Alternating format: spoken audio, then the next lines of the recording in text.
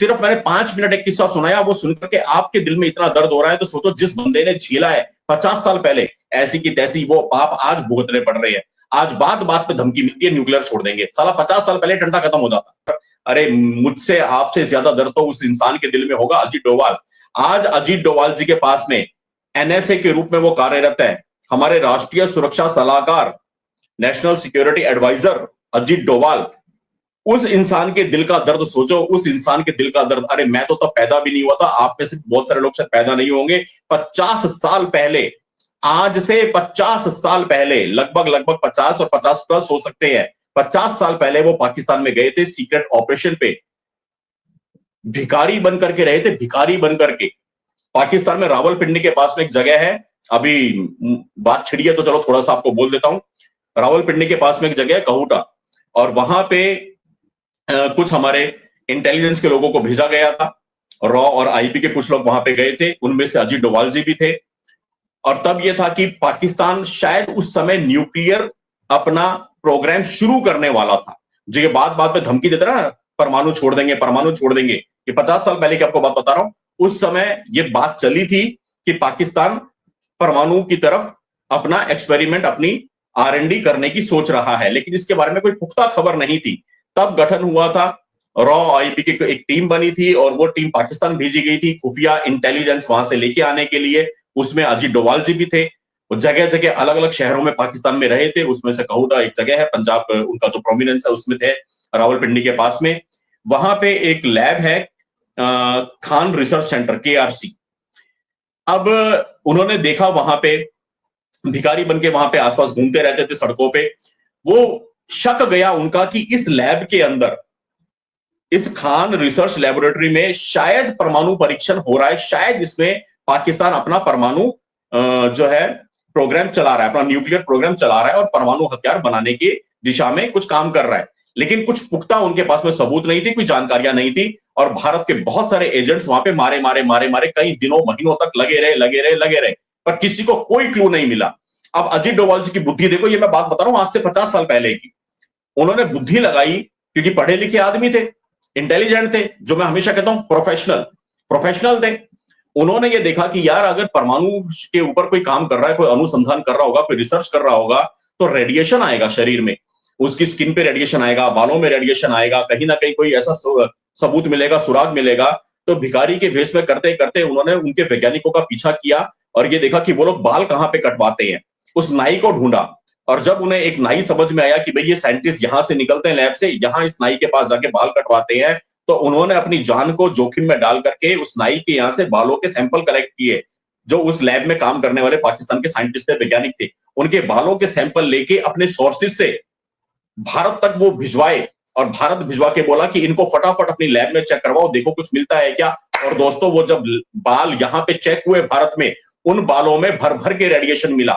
ये साफ हो गया कि पाकिस्तान अपना न्यूक्लियर प्रोग्राम वहां पे कर रहा है, पाकिस्तान के अंदर। ये मैं बात 50 साल पहले की आपको बता रहा हूं।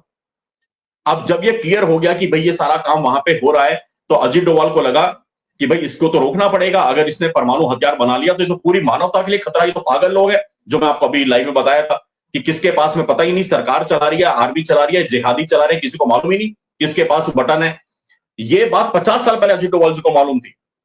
उन्होंने यहां पे बताया भारत में, क्योंकि इंदिरा गांधी तब उतर चुकी थी सीट से, इमरजेंसी लग गई थी 75 में, और उसके बाद में इमरजेंसी के 1-2 साल के बाद में जब वो प्रधानमंत्री नहीं रही, तो मोरारजी देसाई आ गए गद्दी पे, वो भारत के प्रधानमंत्री बन गए। अब वो भाई गांधीवादी विचारधारा का आदमी, उनके अंदर गांधी विचारधारा इतनी भरी हुई थी कि मैं उसके शान में कुछ बोलूंगा तो कलेश हो जाएगा, मेरे मुंह से ना बुलवाओ। अजीत डोभाल जी ने अपनी जान पे खेल करके सारा कुछ पता लगाया, और मोरारजी देसाई तक ये बात गई, तो बोले कि नहीं नहीं, ये पाकिस्तान है, अपनी भूमि में, अपने देश में कुछ भी कर रहा है, इसमें हम क्या इंटरफेरेंस करें। तो अजीत डोभाल को चैन नहीं मिला। उन्होंने क्या किया, उस वक्त पे इजराइल की एजेंसी मोसाद का साथ लिया, और मोसाद को बोला कि भाई अगर पाकिस्तान ने परमाणु हथियार विकसित कर लिया तो तुम भी खतरे में हो। ये जिस तरह के जिहादी लोग हैं, ये कभी ना कभी इजराइल के ऊपर भी बम फोड़ सकते हैं। इजराइल को कन्विंस किया, मोसाद को कन्विंस किया, और मोसाद वाले, इजराइल वाले ये बोले कि भाई हम इसको न्यूट्रलाइज कर देंगे, इसको विकसित ही होने देंगे, साली को लैब वैब को ही उड़ा देंगे, लेकिन हम इतना अपना पूरा एयर सिस्टम लेकर के आएंगे, अपने वो लड़ाकू विमान लेकर के आएंगे, एयर स्ट्राइक करेंगे। ये 50 साल पहले की एयर स्ट्राइक की बात कर रहा हूं मैं, है? लेकिन हमें ईरान, इराक इधर से आना पड़ेगा, थोड़ा मुश्किल रहेगा। तो एक काम करवा दो, हमारे प्लेन में रिफ्यूलिंग की व्यवस्था करवा दो। हम तुम्हारे देश में, भारत में, गुजरात में लैंड करेंगे पहले, गुजरात में तुम रिफ्यूल करवा दो और उसके बाद हम इसको उड़ा देंगे। पाकिस्तान को न्यूक्लियर बनाने नहीं देंगे। कितनी दूर की सोचती है अजय डोभाल जी की, 50 साल पहले की बात। लेकिन फिर वही हमारे गांधीवादी प्रधानमंत्री, गांधीवादी विचारधारा के, नहीं नहीं नहीं नहीं नहीं, दुनिया क्या बोलेगी, हम इजराइल को अपना देश में लैंड करने देंगे और ये तो पाकिस्तान का अंदरूनी मामला है, पाकिस्तान बना रहा है, हम इसमें क्या करें। ऐसी की तैसी वो पाप आज भुगतने पड़ रहे हैं। आज बात बात पे धमकी मिलती है, न्यूक्लियर छोड़ देंगे। साला 50 साल पहले ठंडा खत्म हो जाता। तो अजीत डोभाल के सीने में कितना दर्द होगा, सोचो। कहानी खत्म नहीं हुई, आगे भी है। तो मोसाद को परमिशन नहीं दी जी। अब मोसाद वाले भी शांत बैठ के कहां से स्ट्राइक करते, उधर से आ नहीं सकते। ईरान इराक होते हुए भारत ने परमिशन नहीं दी। तेल, बिना तेल के हवाई जहाज कहां गिराते, खुद मरना था क्या? कोई बात नहीं, खत्म हो गया। पर अजीत डोभाल जी ने हार नहीं मानी। उन्होंने क्या किया, उस लैब में केआरसी के अंदर में साइंटिस्टों का पीछा किया। एक साइंटिस्ट का अफेयर निकला किसी और बंदी के साथ में, वो शादीशुदा था पर किसी और लड़की के साथ में, उसको पकड़ लिया रंगे हाथ। अब रंगे हाथ पकड़ लिया, वो काफी ऊंची पोस्ट पे था वो साइंटिस्ट। तो अजीत डोभाल जी ने गेम चलाया कि भाई तेरी तो मैं इज्जत नंगी कर दूंगा, तेरे को नीलाम कर दूंगा, सरे बाजार। ये सब काम करते हुए पकड़ा गया है। ये तू मेरे को अंदर से ब्लूप्रिंट लाके दे, तुम्हारा जो न्यूक्लियर एक्सपेरिमेंट हो रहा है पाकिस्तान में, इसका पूरा का पूरा ब्लूप्रिंट लाके दे और मैं तेरी बात को छुपा दूंगा। उस साइंटिस्ट ने क्या बोला कि जी मैं आपको सारा कुछ ला दूंगा, मेरे को सिर्फ इतना करवा दो, मेरे को पाकिस्तान से सुरक्षित, इसके बाद मैं पाकिस्तान में जिंदा नहीं बचूंगा, पाकिस्तान के लोग मेरे को मार देंगे, चाहे तो आईएसआई मार देगी या पाकिस्तान की सेना मार देगी या पाकिस्तान की सरकार मार देगी, मेरे को तो मरना ही है। मैं आपको ब्लूप्रिंट दे दूंगा, आप मेरे को $10,000 दिलवा दो और मेरे को पाकिस्तान से बाहर भिजवा दो, मेरे को कहीं विदेश में सेटल करा दो, अमेरिका कहीं भी भिजवा दो। डोभाल साहब ने फिर बोला, मोरारजी देसाई, लेकिन वही गांधी वाला कीड़ा, ना जी, पाकिस्तान का अंदरूनी मामला है, हम क्यों पड़े चक्रों में, हमारा तो बजट ही नहीं है, $10,000 कैश में कैसे भिजवाएंगे, ये वो करके बात हो गई खत्म। ये मामला भी नहीं हुआ, कोई बात नहीं जी।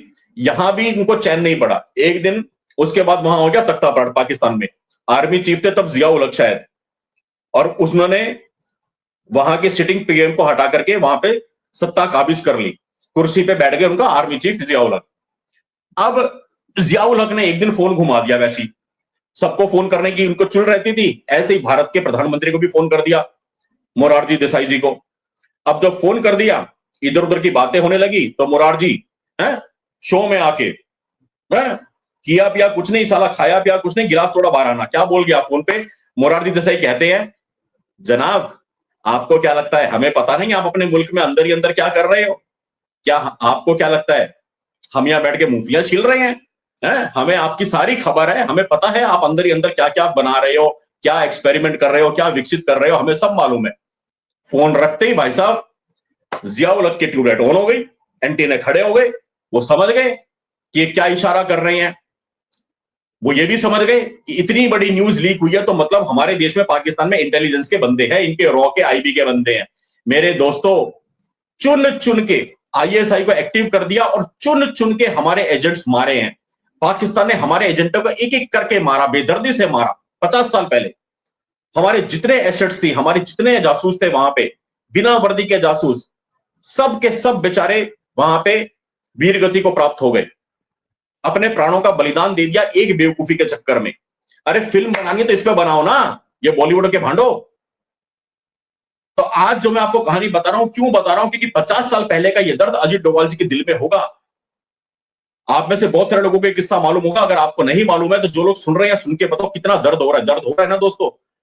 सिर्फ मैंने 5 मिनट एक किस्सा सुनाया, वो सुनकर के आपके दिल में इतना दर्द हो रहा है, तो सोचो जिस बंदे ने झेला है 50 साल पहले, हमारे सारे एजेंट्स मार दिए, अजीत डोभाल जी किसी तरह से पाकिस्तान से भाग के जिंदा वापस भारत आ गए थे अपनी जान बचा करके, वरना उनको भी वहां पे कत्ल कर दिया जाता।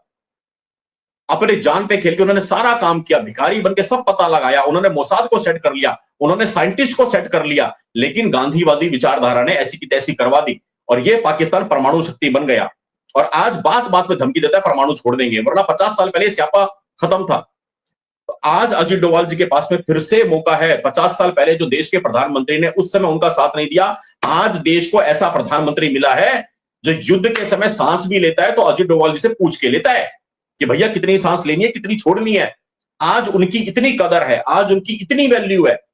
साए की तरह अजीत डोभाल जी मोदी जी के साथ में चिपक के रहते हैं। अगर आप मोदी जी के भारत से बाहर के विदेशी दौरे देखो, आप जितने भी विदेशी दौरे देखोगे, मेरे इस लाइव के बाद में आप जाके यूट्यूब पे, गूगल पे रैंडमली सर्च कर लो, परछाई की तरह उनके साथ में चिपक के रहते हैं अजीत डोभाल जी। आज अजीत डोभाल जी की वो अहमियत है। पाकिस्तान की नींदें उड़ी हुई हैं। अभी मेरे लाइव से थोड़ी देर पहले नेवी चीफ के साथ में मीटिंग हुई है पीएम मोदी जी के घर पे। तो आज पाकिस्तान रात को यही सोच रहा होगा, ओहो नेवी से अटैक होने वाला है आज रात में, आज रात दिवाली मनेगी है। ये डर अच्छा है।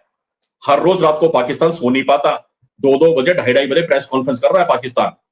ये डर बहुत अच्छा है। ये 50 साल पुराना दर्द जो अजीत डोभाल जी के दिल में है, आशा करता हूं इसको याद करेंगे और शायद इस बार वो काम भी हो जाए जो 50 साल पहले नहीं हो पाया था।